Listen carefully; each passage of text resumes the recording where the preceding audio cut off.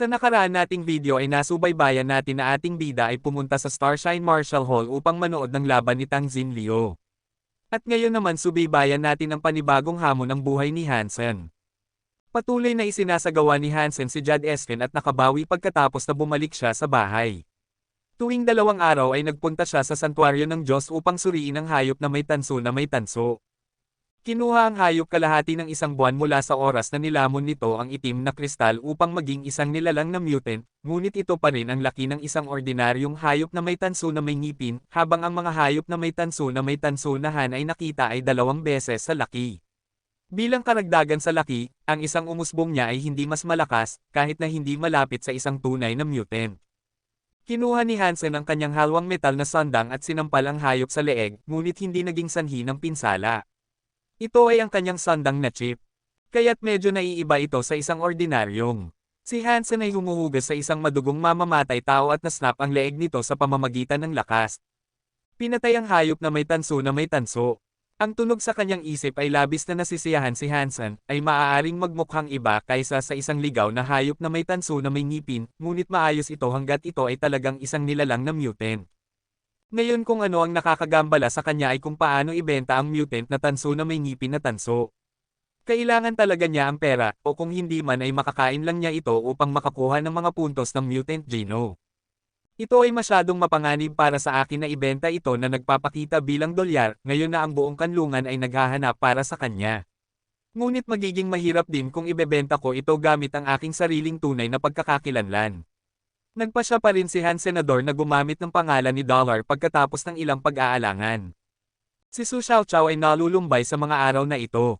Hiniling sa kanya ni Qin Zuan na maghanap ng dolyar, ngunit hindi niya alam ang dolyar kaysa sa ginawa niya, kaya ano ang dapat niyang gawin. Maaga ng umaga, si Su Xiaoqiao ay naipit ng isang bagay at nahulog sa kanyang mukha. Sino ang F#care na naglagay ng isang bato sa harap ng aking silid? Patay na siya kung nalaman ko. Kahit na higit na nalulumbay kaysa sa dati, nakita ni Xiaoqiao na mayroong isang bagay sa ilalim ng bato. Mas malapit siyang tumingin at nakakita ng isang tala at isang bundle. Sinabi ng tala, ang mga kalakal na nagkakahalaga ng 50,000 na ihatid. Kami ay parisukat. Kung nais mo ng higit pa, lumapit sa Zephyr Valley bukas. Cash lamang. Bagaman walang pirma, ang isang barya ay iginuhit sa ibabang kaliwang sulok na malinaw kung sino ito. Dollar. Natuwa si Su Xiaoqiao ngunit hindi gumawa ng tunog sa oras na ito. Nakatingin sa paligid at walang nakakakita ng sinuman, kinuha niya ang bundle at napansin at isinara ang pintuan. Maingat na binuksan ni Su Xiaoqiao ang bundle at nakita ang isang mahabang guhit ng karne na masiglang ang laki ng 2 o 3 kagat. Si Su Xiaoqiao ay chewed up ang karne na masungit at nilamon. Ang mutant na tanso may ngipin na laman ng hayop ay kinakain.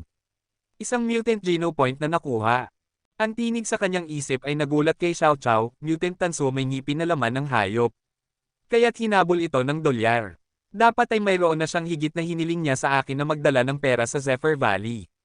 Sa pag-iisip nito, lalo siyang nasasabik na maaari niyang dalhin ang mensahe ni Qin Zuan sa dolyar at bumili ng mutant na laman mula sa kanya ng sabay. Maaga ng umaga, si Su Xiaoqiao ay nagtungo sa Zephyr Valley. Naghintay siya mula sa madaling araw hanggang tanghali ngunit hindi nakakita ng dolyar na darating. *T, dapat ay niloko niya ako. Nagalit si Su Xiaoqiao kaya naghahanda siyang umalis, ngunit pagkatapos ay narinig ng isang tao na nagsabi, nagdala ka ng cash. Nagulat, lumingon si Su Xiaoqiao at nakita ang dolyar sa gintong sandata na umuusbong mula sa ilalim ng lupa. Kapatid, nagtago ka ba doon sa buong umaga? Sinabi ni Su Xiaoqiao, tinitigan si Han Senador. Nagtago ako rito mula kagabi. Alam mo kung ano ang nangyayari ngayon, at kailangan kong mag-ingat, casual na sinabi ni Han Senador. Hinahangaan kita ng dolyar, ngunit wala kang dapat alalahanin. Lubos akong nagpapasalamat na ibebenta mo ako ng mutant na laman at hindi ka kailanman ipagkanulo. Binigyan ni Su Xiaoqiao si Hansen ng thumbs up. Hindi ka panipaniwala na maaari siyang manatili sa ilalim ng lupa para sa buong gabi at buong umaga. Ito ay maaaring hindi komportable. Gupitin ang basura. Dinala mo ba ang pera? Hinailan ni Han Senador ang isa pang bundle mula sa hukay kung saan siya nagtatago at inilagay ito sa harap ng Xiaoqiao. Si Su Xiaoqiao ay tumingin sa loob ng bundle na puno ng parehong karne na haltak na kinain niya kahapon. Maaaring mayroong higit sa 5 pounds nito. Tuwang-tuwa siyang tinanong, Dollar, ginawa mo ba ang lahat mula sa mutant na tanso na may ngipin na tanso? Yep, ang isang buong hayop na may tanso na may ngipin ay narito mismo. 2 milyon at walang bargain, sabi ni Han Senador. Well, 2 milyon ang mabuti. Ibinigay ni Su Xiaoqiao ang 2 stacks ng 10,000 tala kay Hansen, ngunit nag-alinlangan kung ang buong hayop ay talagang naroroon dahil dapat na magkaroon ng mas maraming karne. Napansin ni Hansen ang kanyang pag-aalinlangan, kinuha ang pera at sinabing, ang karne na ito ay ginawa sa tradisyonal na mga paraan, kaya't umikot ito ng kaunti. Tiyakin na ang buong hayop ay narito. Ginawa ni Hansen ang hayop na may toes na may tanso sa karne upang walang magtaka kung bakit napakaliit ng hayop. Siyempre pinagkakatiwalaan kita. Tumahimik si Su Xiaoqiao at sinabing, Dollar, dapat mong malaman na nagtatrabaho ako para sa Qinzuan. May mensahe siya para sa iyo, nais niyang bilhin ang Sacred Blood Beast Soul at Golden Axe na nakuha mo sa ibang araw, at maaari siyang mag-alok sa iyo isang magandang presyo. Panipi. Oh, ano ang presyo? Interesado si Hansen na ibenta ang gintong palakol dahil hindi ito portable. Wala siyang nakitang pagkakataon na magamit ito, kaya inilibing pa rin ito. Kailangan mong malaman ito mismo. Ako lang ang messenger, pag-urong ni Su Xiaoqiao at sinabi. Kung nakatagpo ka kay Qinzuan, sabihin sa kanya kung gusto ba niyang bilhin ito, maaari niyang pangalanan ang isang presyo at maaari mo itong dalhin sa akin, gaanong sinabi ni Han Senador. Masyadong peligro para sa kanya upang matugunan si Qinzuan. Binawi ni Hansen ang Beast Soul Armor at bumalik sa Steel Armor Shelter. Pagpasok niya sa gate ay may nakasalubong siyang kakilala. Senador. Nagulat si Han Hao nang makita siya. Han Hao, kilala mo si Asfric? Nakilala ng lahat ng mga kasama ni Han Hao si Hansen at tumingin kay Han Hao ng kakaiba. No, wrong guy. Let's go. Huminto si Han Hao at mukhang nahihiya. Nang walang kumusta, nilampasan niya si Han Senador. Hindi inaasahan ni Han Hao na si Hansen ay nasa parehong kanlungan o siya rin ang kilalang Asfric. Kung may lumabas na balita na siya ay pinsan ni Han Senador, hindi maisip ni Han Hao kung ano ang gagawin sa kanya ng Son of Heaven at Qinzuan. Ngumiti si Hansen ng mapang-akit at hindi inilantad ang kasinungalingan ni Han Hao. Dahil ayaw ni Han Hao na may kinalaman sa kanya, bakit niya gagawing masama ang kanyang pinsan? Gamit ang 2 milyon, umalis si Hansen sa God's Sanctuary at umuwi. Hiniling niya kay Ji Sang na tumulong sa mga legal na pamamaraan tungkol sa lumang bahay upang maiwasan ang anumang hindi pagkakaunawaan sa kanyang mga kamag-anak. Pagkatapos noon, mas nakaka-relax si Han Senador. Ang lahat ay aalagaan at ang buhay ay magiging mas mabuti. Kapag kumita siya ng mas maraming pera, maaaring mag-aral si Han Yan sa isang pribadong paaralan, kung saan makakakuha siya ng mas mahusay na edukasyon kaysa sa kanya. Sa ilang mga elite na paaralan, maaari pa siyang matuto ng Hyper Geno Arts at magkaroon ng mas magandang simula. Upang makapasok sa isang elite na paaralan, gayunpaman, ang kanyang pamilya ay dapat na maharlika. Kaya dapat kumpletuhin ni Han Senador ang isang ebolusyon at makuha ang titulo.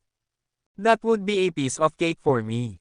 I could even have the title of Sacred Blood Aristocrat if I want. Mataas ang loob ni Hansen. Kuya, nandito ka. Si Han Yan, na naka-floral pajama at may hawak na manika sa kanyang mga braso, ay sinundot ang kanyang ulo sa pinto at hinanap si Hansen. Nang makita si Hansen na nakaupo sa kama, tumakbo siya at sumandal sa kanya kasama ang manika. Naughty girl, bakit gising ka pa? Pinisil ni Han Senador ang maliit niyang ilong. Yan wants to listen to a story. It's been forever since you told me stories, and I've missed you so much since you've gone. Tumingin si Han Yan kay Han Senador na may namumuong mga mata. Palihim na napabuntong hininga si Hansen. Dahil siya ay nagtapos at pumasok sa sanctuary ng Diyos, halos wala na siyang oras para sa kanyang nakababatang kapatid na babae na labis niyang ikinalulungkot. Magkukwento ako kay Yan ngayon din. Pinaupo ni Hansen si Han Yan sa kanyang kondongen, binuksan ang isang storybook at mahinang nagbasa noong unang panahon.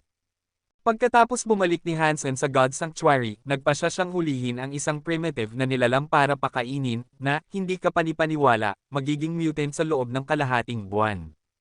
Ngunit mas interesado si Hansen na malaman kung gaano katagal bago ito maging isang sagradong nilalang na siyang pinakakailangan niya. Madali pa ring manghuli ng isang ligaw na mutant na nilalang, ngunit halos imposibleng manghuli ng isang sagradong dugo. Kunin ang madugong mamamatay tao bilang halimbawa, hinding-hindi niya ito mapapatay kung hindi pa ito nasugatan ng husto ng anak ng langit. Sa sandaling umalis si Hansen sa kanyang silid, hinaila siya ng kung sino. Lumingon si Hansen at nakita si Han Hao, na hinaila siya sa isang malayong lugar. Matapos kumpirmahin na walang tao sa malapit, sinabi ni Han Hao, paano ka gumawa ng ganoong gulo? Hindi ka pa man lang nakakapunta dito, at nagawa mong mang-asar sa mga gang ng Qin Zuan at Son of Heaven. Hindi ko sinasadya, casual na sabi ni Hansen. I don't care. You are on your own for the stupid things you did. Bawal mong sabihin na pinsan mo ako o kilala mo ako sa harap ng iba. Dito lang ako nagsimula at may magandang kinabukasan, at ay hindi masisira tulad mo, sabi ni Han Hao, nanlilisik si Hansen. Sure, hindi ko sasabihin. Alam ni Hansen na minamaliit siya ng kanyang pinsan mula nang pumasok siya sa Integrated Compulsory Education, at walang paraan na suportahan siya sa mga ganitong sitwasyon. Siyempre, hindi rin siya obligado. Tapos na iyon. Huwag mong sabihin kilala mo ako, muling sinabi ni Han Hao kay Hansen bago umalis, sa takot na baka may makakita sa kanila na magkasama.